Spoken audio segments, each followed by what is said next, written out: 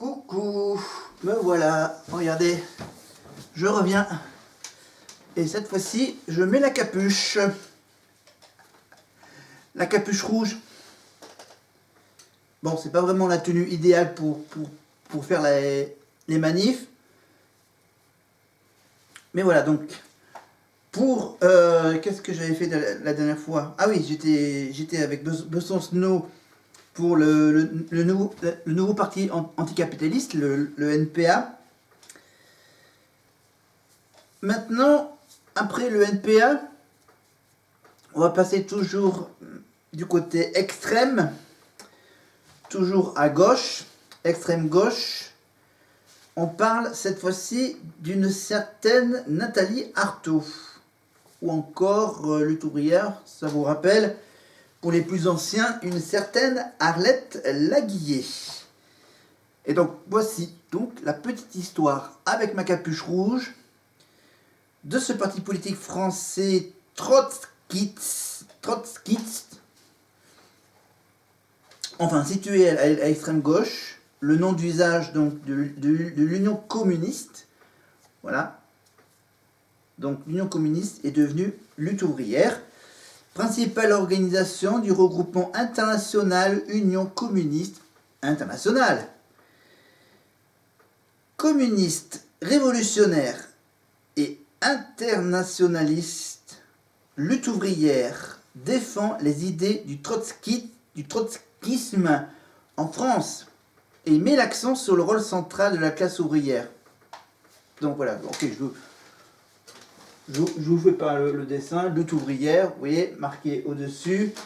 Évidemment, je vous mets uniquement le logo dans mes miniatures, évidemment.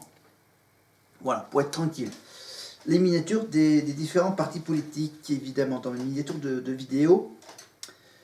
On reste toujours du côté gauche, donc on est toujours un peu vert, mais rouge au fond du cœur, au fond de soi. Donc c'est pour ça que je mets ma combinaison de la Casa de Papel. C'est toujours mon petit rappel, rouge, Casa de Papel, ou encore la version coréenne sur Netflix. Netflix qui est rouge aussi, le N rouge. Voilà. Alors que là, lutte ouvrière, le trotskisme, avec donc Arlette Laguillet, porte-parole du parti pendant 35 ans, évidemment, elle a pris sa retraite il y a quelques années. C'est donc la première femme à se présenter à une élection présidentielle en France. C'est bien de se rappeler. Ça, elle a commencé en 1974. 1974. Ça va faire bientôt 7, 8, 9, 10... Attends, 8, 9, 10, 11, 12. 12, ça va faire bientôt 50 ans que la première femme a été donc candidate à la présidence de la République française. Et donc elle a bien sûr brigué la présidence de la République jusqu'en 2007. Elle a fait ça tous les 5 ou tous les 7 ans pour les septennats ou pour les quinquennats. Ce qui fait d'elle la détentrice du record de candidature à ce type de scrutin sur la 5e République. Elle a réalisé son meilleur score qu'en 2002 seulement, arrivant en 5e position, avec seulement 5%, presque 6%, 5,72% des suffrages exprimés. Évidemment, actuellement, Nathalie Arthaud, candidate aux élections présidentielles de 2012, 2017, 2022, et donc et le deuxième porte-parole, c'est Jean-Pierre Mercier, que certains connaissent. Donc malheureusement que pour la lutte ouvrière, il y a seulement 16 conseillers municipaux sur les 512 266 qui existent en France comme conseillers municipaux. C'est minuscule, la lutte ouvrière dans les conseillers municipaux. Donc bon, déjà on fait, allez, je vais faire avec les doigts, on va faire, attends, merde, 6, 7, 8 000 adhérents. Bon, c'est des chiffres de 2018, hein, c'est pas vraiment mis à jour régulièrement. Hein, le nombre d'adhérents. Donc, ça a été d'abord fondé en 1939 avec le groupe Barta. En 1942, c'est devenu un groupe communiste. En 1944, c'est devenu l'Union communiste. En 1956, il y avait le mot ouvrière, mais c'était la Voix ouvrière, avant de devenir, depuis le 12 juin 1968, la lutte ouvrière. Avec la fameuse chanson, on verra si ça parle de la fameuse chanson ouvrière. Allez, je la fredonne rapidement. C'est la lutte finale. Nanana. Bon, voilà. Donc, Union communiste trotskiste, extrême gauche, donc le trotskisme, le marxisme, l'anticapitalisme, le féminisme, le communisme. Et donc, l'Union communiste internationale, la couleur, bien sûr, de lutte ouvrière, c'est le rouge. Et donc la lutte ouvrière prend ses origines en la personne de David Corner. David Corner, plus communément appelé Barta, d'origine roumaine. Celui-ci commence son activité politique en Roumanie au sein du Parti communiste roumain. Un peu... N'oubliez pas que j'ai un peu le look un peu... Bon, voilà. Désolé pour les Roumains. D'origine roumaine, celui-ci commence son activité... Hop, c'est ce que je viens de dire. Voilà, donc c'est aux alentours des années 30. Il part en 1933 étudier à Paris, où il découvre le trotskisme. En 1935, chez nos amis de la Roumanie, il fonde une première formation, le groupe bolchevique, léniniste, avant de partir définitivement de son pays d'origine en 1936 avec 3 autres militants roumains, Clara Wegenbaum, alias Irène, Marcou et la compagne de ce dernier. Le projet des 4 militants est initialement de participer à la révolution sociale espagnole de 1936. Mais ils s'installent finalement en France, car Léon Trotsky a de l'espoir quant à l'évolution de la situation politique et sociale en Roumanie. Donc, ces 3 militants roumains rejoignent la France, c'est ça ? C'est ça, attends. Ils rejoignent donc le Parti ouvrier internationaliste, le POI, qui vient d'être fondé par des trotskistes exclus de la section française de l'Internationale ouvrière, la SFIO. Ils vont ensuite, sur les conseils de Trotsky, rejoindre le Parti socialiste ouvrier et paysan, le PSOP, de Marceau Pivert, où il existe une tendance défendant des positions internationalistes. Bon, vous chercherez tous ces noms là sur Wikipédia, bien sûr. Ok, alors, qu'est-ce qu'on a ? Alors, ensuite, il y a la signature du pacte germano-soviétique. Suite à l'invasion de la Pologne. Voilà, les petits bourgeois, Seconde Guerre mondiale. Prison de la petite Roquette. Voilà. Donc les jeunes communistes déçus du chauvinisme du Parti communiste.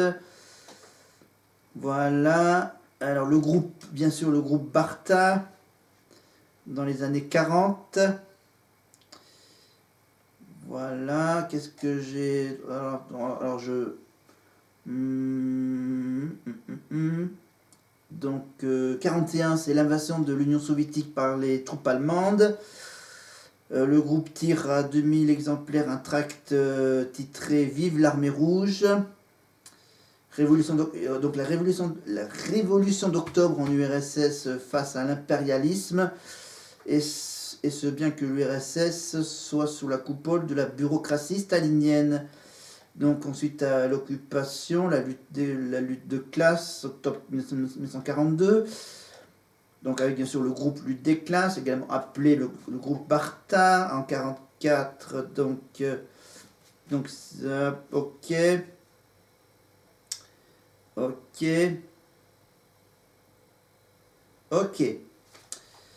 Alors comme apparemment ça paraît être long, donc ensuite à le militantisme en entreprise et donc la crise de 1947 en France. Ensuite à la constitution, donc la voie ouvrière avec la nouvelle organisation en 1948. Évidemment socialisme ou barbarie. Voilà, 1954. Ensuite il y a eu donc il y a eu quoi?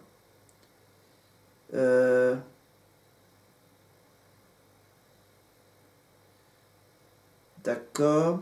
Développement et l'extension, c'est en 56 avec les élections législatives de 62. Bon, ça remonte à loin. Ça remonte très très loin. Voilà. Bon, déjà 61. Ensuite, on passe à mai 68 et la dissolution. Alors, à la suite du meeting de Charletti, tenu à l'issue de mai 68, ok.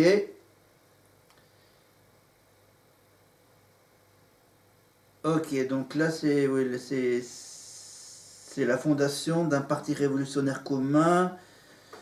Donc ça a été échoué en 68. Après mai 68, comme tous les mouvements se réclament du trotskisme et d'autres formations d'extrême gauche en France. Ensuite, donc le parti ouvrier, Voix ouvrière, est interdite et dissoute par décret du président de la République en application de la loi du 10 janvier 1936 sur les groupes de combat et milices privées. Par ailleurs, le responsable de publication du journal, Maurice Schurz, est enfermé 9 jours au fort de Vincennes. Ah, les histoires de la lutte ouvrière. Donc, et ensuite, donc là, c'est le début de la lutte ouvrière. Voilà, l'élection présidentielle de 69, la Ligue communiste avec Alain Krivine et refuse aux autres. Nanana. Voilà.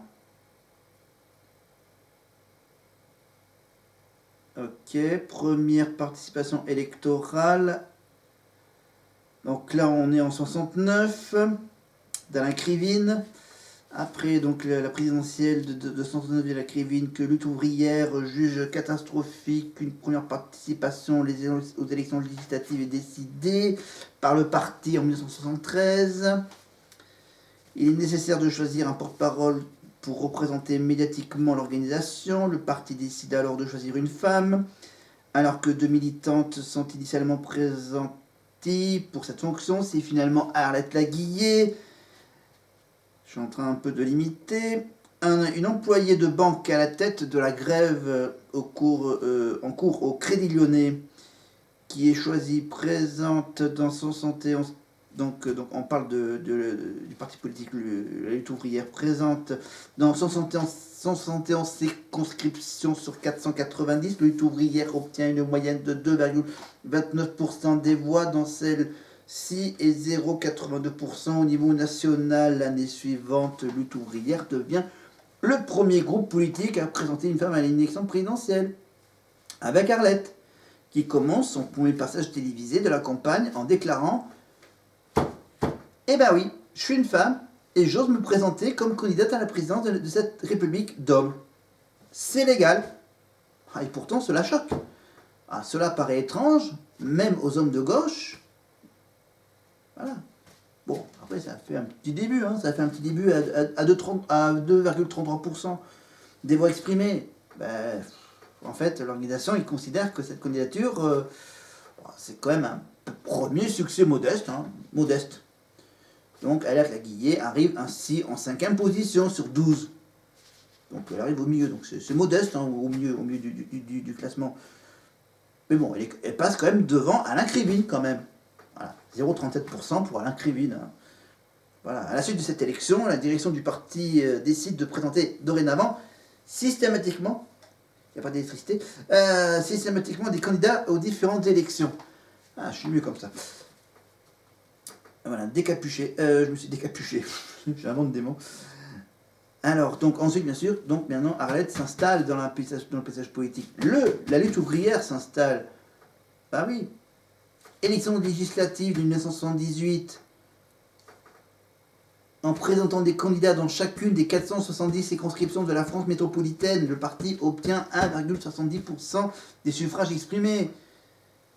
Pour les élections européennes de l'année suivante, sur demande de la lutte ouvrière, la Ligue communiste révolutionnaire, la LCR, consent à se présenter avec lutte ouvrière au sein de la liste pour les États-Unis socialistes d'Europe, qui réunit 3,08% des voix. Donc ensuite, boum, elle se représente en 81 et en 88 pour la présidentielle, en recueillant, bon, toujours des petits scores de 2,30 et 1,99 des voix exprimées. Bon. Après, bien sûr, il continue encore avec les législatives de 88, afin de constituer une plateforme défendant des mesures communes, augmentation du SMIC, augmentation générale et uniforme des salaires, interdiction des licenciements.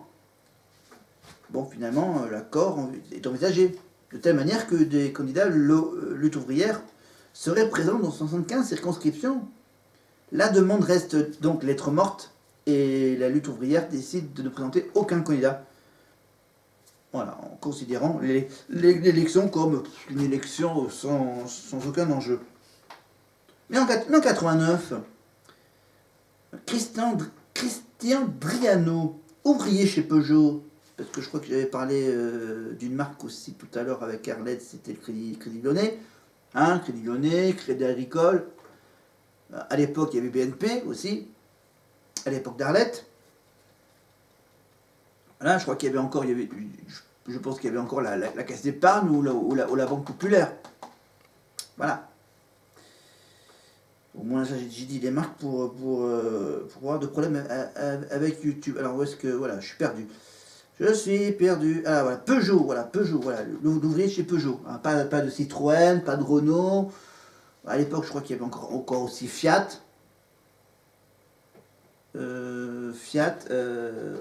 Renault, Peugeot, Citroën, Fiat. Voilà. Donc, ouvrier de chez Peugeot, avec un autre ouvrier qui deviennent les premiers élus lutte ouvrière, donc à Montbéliard et à Creil. Jusqu'en 95, lutte ouvrière connaît donc une forte croissance de ses effectifs militants et chez les sympathisants. Puis du coup, 95, il y a des succès. Ouais, quelques déclins électoraux. Par exemple, lors du scrutin présidentiel de 95, Alat Laguillet dépasse pour la première fois les 5%, avec 5,30%. Voilà, le fameux seuil des 5% des suffrages exprimés qui permet d'être remboursé, de rembourser les frais de campagne. Avec 1 615 552 voix, lutte ouvrière gagne 1 million de voix supplémentaires par rapport à l'élection de 88. Au sort du premier tour, Arlette Laguillet appelle à la constitution d'un grand parti des travailleurs. Après, c'est vrai que cet appel est considéré comme un ballon d'essai, tu vois. Donc, tantôt comme de la propagande, etc. Bon, malgré tout, aux élections municipales, ayant lieu quelques mois après la présidentielle, donc la lutte ouvrière présente 52 listes et obtient 2,81% des voix au niveau national. Avec le PCF, voilà, la lutte ouvrière obtient 7 conseillers municipaux, dont Arlette Laguillet. Dans un patelin qui s'appelle Olila. Mais, comment dire, à l'instar des élections régionales de 86 et 92, la lutte ouvrière donc s'associe à la Ligue, à la LCR. Ouais, c'est pas voilà, elle ne va quand même pas s'associer à la LFP pour le foot. Non, à la LCR. Voilà. Donc, association, donc LO et LCR, dans quelques circonscriptions. Pour les élections de 98. Et puis, bien sûr, la dynamique électorale de lutte ouvrière lors de la présidentielle se confirme avec, donc, bon, après elle a dépassé les 5. Là, elle passe à 4,5% de voix obtenues, permettant à l'organisation d'avoir 20 élus dans 9 régions. L'année suivante, avec donc la LCR, la LCR, oui c'est ça, la LCR, et bah, il renouvelle l'occasion des élections européennes. Avec 1 million de voix, 5 candidats de la liste sont élus, dont 3 de lutte ouvrière, Arlette Laguillet, Harmonia Bordes et Chantal Coquille. Voilà, donc on passe en 2001 avec les 128 listes qui se présentent en 109 000 à l'occasion des municipales de 2001, recueille 4,37% des suffrages, lutte ouvrière obtient finalement 33 élus, dont 11 femmes, dans 22 villes. 33, 11, 22. Oula. Des chiffres jumeaux. Dans 22 villes différentes, mais sans aucune fusion des listes avec celle de la gauche plurielle. Voilà. Après, bien sûr, en 2002, là c'est vrai qu'en vue de la campagne électorale présidentielle de 2002, les sondages créditent un petit moment Arlette Laguillet de 10% d'intention de vote. Et là, j'ai la voix qui... Bon, malgré tout, voilà, elle se satisfait alors de devancer le candidat Robert Hue du PCF. Mais contrairement en 95, il y a une autre candidature qui trotskiste, révolutionnaire, communiste, est présente à cette élection. Ah, c'est qui, à votre avis? C'est le facteur. Non. Oui, c'est le facteur, là. Olivier Besancenot. Le fameux PCF. Le NPA. Nouveau parti anticapitaliste. Voilà. C'est vrai que Arlette Laguillet et Besancenot, qui représente donc la LCR, bon, qui va devenir NPA, Arlette Laguillet estime que, comme en 95, voilà, un bon score ne reflète pas nécessairement la volonté au sein de la population de construire un grand parti de travailleurs, et que le projet pourrait être envisagé si son score de 95 est doublé. Donc ça correspondrait aux alentours à 3 millions de voix en sa faveur. 3 millions, c'est fort. Finalement, au cours de la campagne, une tribune est publiée par Daniel et Gabriel Cohn-Bendit. Ah oui, les frères Cohn-Bendit. Dans Libération. Et là, ils accusent l'organisation d'être une secte. Waouh. Ouh, Dany. Là, Dany, il y va fort. Oh, malgré tout, avec 1 630 000 voix et 5,72% des voix, Arlette Laguillet se classe en 5e position de l'élection.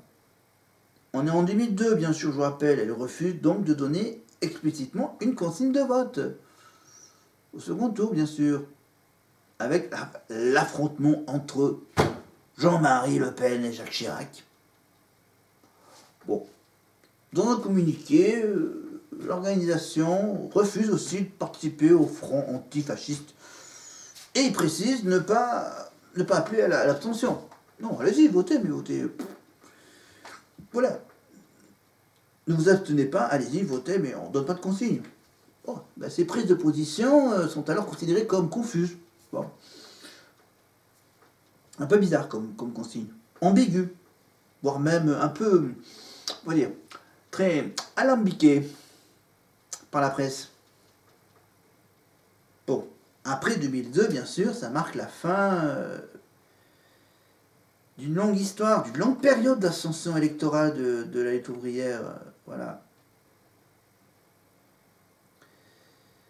Oui. Et tout ça parce que 78,5% des électeurs de lutte ouvrière ou de la LCR voteront dorénavant pour un des partis de la gauche plurielle. Voilà. C'est vraiment un constat. Voilà. Blablabla, blablabla, blablabla, blablabla, blablabla, blablabla.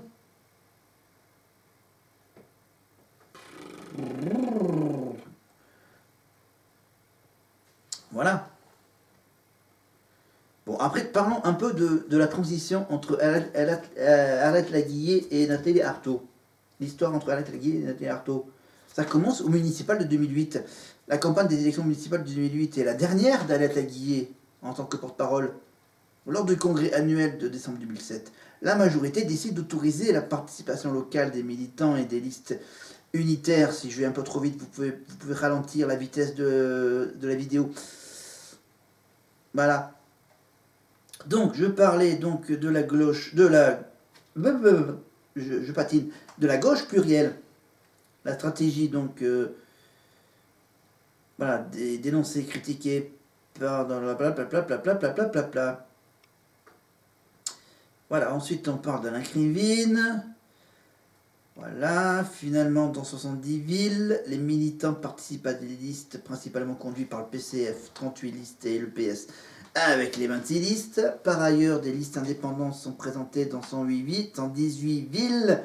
Au premier tour, Lutte ouvrière obtient 36 élus, dont 14 sur des listes indépendantes et 22 sur des listes d'union. De ce deuxième tour, 43 candidats sont élus sur des listes d'union. Donc les militants se retirent entre les deux tours des listes de gauche de Marseille et de Perpignan parce qu'elles sont fusionnées avec le MoDem. Voilà. Et donc maintenant, on va passer à Nathalie Arthaud. Au congrès de 2008, Nathalie Arthaud, tout juste élue conseillère au municipal, devant la nouvelle porte-parole de Lutte ouvrière. Elle devient donc la nouvelle porte-parole de Lutte ouvrière en remplacement d'Arlette Laguiller, qui garde sa place dans la direction de l'organisation. C'est un peu ce que fait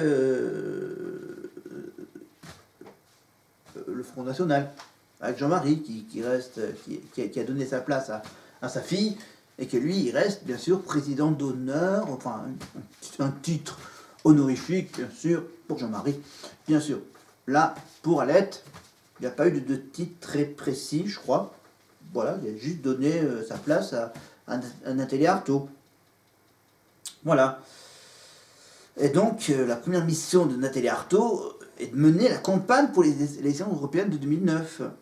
Première campagne électorale du parti sans Arlette. Après tout, aux élections régionales de 2010, Lutte ouvrière annonce présenter des listes indépendantes, une liste, donc des listes indépendantes dans toutes les régions. Donc évidemment, tout en refusant de prendre part au front de gauche, considéré comme une nouvelle mouture de l'union de la gauche avec le PS. Bon. Et qui mènerait à la fin, selon Lutte ouvrière, à la même politique que celle de la gauche plurielle. Alors, revenons donc à la présidentielle de 2012. Nathalie Arthaud réalise un score faible, 0,56%. Ben oui, c'est tout ça parce que bien sûr on est passé de Arlette à Nathalie. Souffrant tout au long de la campagne de la comparaison avec sa prédécesseur, cette élection, ça correspond aussi au début du mouvement social qui agite l'usine PSA, l'usine, les fabricants d'automobiles là de Nez-sous-Bois. Voilà, avec un des négociateurs de la CGT, là, une vingtaine de militants de Lutte ouvrière qui présentent notamment au sein de la CGT, ils ont quand même participé à l'animation de la contestation, la médiatisation de ce mouvement. Ben voilà, ça a installé ce gars-là au devant de Lutte ouvrière dans les années qui suivent, le CGTiste. Voilà, après je ne raconte pas l'histoire des européennes, des régionales, présidentielles 2007 en hausse par rapport à 2012 avec 0,64%. Voilà. Alors qu'une étude démontre que jusqu'à 2 tiers des électeurs de Nathalie Arthaud ou de Philippe Poutou, ils ont préféré le vote utile en optant pour Jean-Luc Mélenchon à cette élection. Finalement, les deux élections suivantes, qui présentent du coup des scores faibles, 0,7% en 2017, 0,78 en 2019. Mais quand même, pour les régionales de 2021, la stabilisation du nombre de voix par rapport à 2015, dans un contexte de très forte abstention, est perçue par la direction de Lutte ouvrière comme le signe de la persistance d'un courant au sein de la population qui vise le renversement du pouvoir de la grande bourgeoisie. Et puis, écoutez, en 2022, Nathalie Arthaud, candidate pour la 3e fois à une élection présidentielle, obtient le même pourcentage qu'en 2012, 0,56. Pour la première fois de l'histoire du parti dans cette élection. Moins de 200 000 voix se sont portées sur leur candidate. Ce qui peut expliquer sur l'effet d'un vote utile. Important en direction de la candidature de Jean-Luc Mélenchon. Pour tout ça, bien sûr, avec l'électorat habituel de Lutte ouvrière. C'est vrai que c'est la première fois qu'une candidate Lutte ouvrière qu'une candidate LO termine à la dernière position. Voilà. Dernière position à cette élection. Malgré tout, législative, 2 mois plus tard, Lutte ouvrière réalise un score en hausse. Par rapport à 2017, avec 229 119 voix, avec son fameux 1,04% des suffrages. Allez, je vais quand même vous donner une petite info bonus. Lutte ouvrière est le nom d'usage de l'Union communiste. Le nom Lutte ouvrière, qui vient de l'hebdomadaire édité par l'Union communiste, c'est par métonymie généralisée avec l'accord de la direction du parti, qui présente ses candidats aux élections sous cette dénomination. Le nom peut donc être considéré comme commun au parti et à son organe de presse officiel. Voilà. Donc, ils ont sorti un journal qui s'appelle Lutte ouvrière, un hebdomadaire qui coûte 1,20 € avec ses 12 000 exemplaires en 2020. Ça a été fondé en 1970 à Pantin. Voilà. Ensuite, il y a aussi le mensuel politique communiste La lutte des classes. Ensuite, à Radio La Bulle. Radio La Bulle. Voilà. Quelques exemples des petits bonus. Voilà, après je ne rentre pas dans les détails descriptifs. Voilà à peu près toute l'histoire de ce parti, donc de la lutte ouvrière. Toujours habillé en rouge, donc non, je remets pas la capuche. Non, je remets pas la capuche. Je reste ici avec vous pour conclure cette vidéo. Voilà, vidéo donc spéciale lutte ouvrière.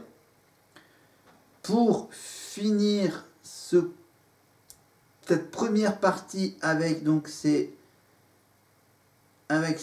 partis extrême gauche, je parle évidemment lutte ouvrière, nouveau parti anticapitaliste, et j'en avais peut-être un... Attends, est-ce que j'en ai fait un troisième? J'ai carrément perdu. Nouveau parti anticapitaliste, Force ouvrière.